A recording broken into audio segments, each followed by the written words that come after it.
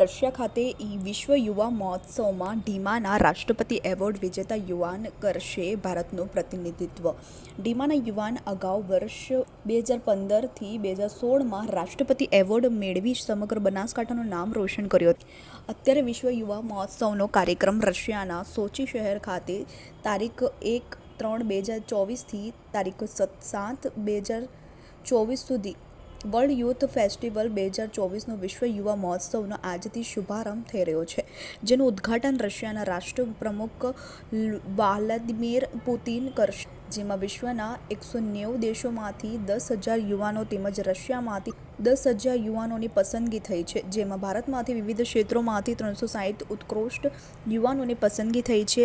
આ 360 યુવાનોની ટીમ ભારતની આન બાન અને શાનનો વિશ્વના મંચ પરથી પ્રદર્શિત કરશે. આ વિશ્વ યુવા મહોત્સવનો મુખ્ય ઉદ્દેશ્ય વિશ્વ કલ્યાણનો છે, જે ઐતિહાસિક વિશ્વ યુવા મહોત્સવમાં સમગ્ર ઉત્તર ગુજરાતમાંથી એકમાત્ર રાષ્ટ્રપતિ એવોર્ડ વિજેતા પીએચડી સ્કોલર અને વક્તા એવા હરચંદભાઈ શંકરભાઈ ચૌહાણ ડીમા તાલુકા વાવ જિલ્લો બનાસકાંઠાની પસંદગી થઈ હતી. જો કે આમ તો આ એક નાનકડું ગામડું છે, જે ભારત અને પાકિસ્તાનની સરહદને માત્ર થોડા કિલોમીટરના અંતરે અડીને આવેલા અને વિશ્વ લેવલે પ્રખ્યાત થયેલા બનાસકાંઠા જિલ્લાના મિની દ્વારકાથી ઓળખાતા વાવ તાલુકાના ડીમા ગામના યુવાન હરચંદ ચૌહાણ અત્યારે એક નાનકડા એવા ગામનું નામ વિશ્વ લેવલથી વિશ્વના મંચ રશિયા સુધી સફર કરી બનાસકાંઠા સહિત ઉત્તર ગુજરાતનું નામ રોશન કરી રહ્યો છે. ત્યારે આ એક ઘડી સમગ્ર ભારતને ગૌરવ અપાવે તેવી બાબત ગણી શકાય.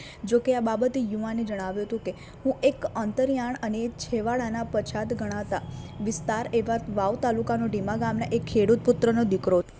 આજે વિશ્વના રશિયા દેશ ખાતે આવેલ સોચી શહેર સુધી પહોંચવા માટે હું મારા માતા પિતા, મારા પરિવાર, ગુરુજનો, વડીલો તેમજ સહનીજનો, મિત્રો અને નામી અનામી ડગલેને પગલે જે મને મદદરૂપ થયા છે અને આ બાબતે આગળ વધવા માટેનું જે મારું માર્ગદર્શન પૂરું પાડ્યું છે, તેવા તમામ સહનીજનોનો હું આભાર વ્યક્ત કરું.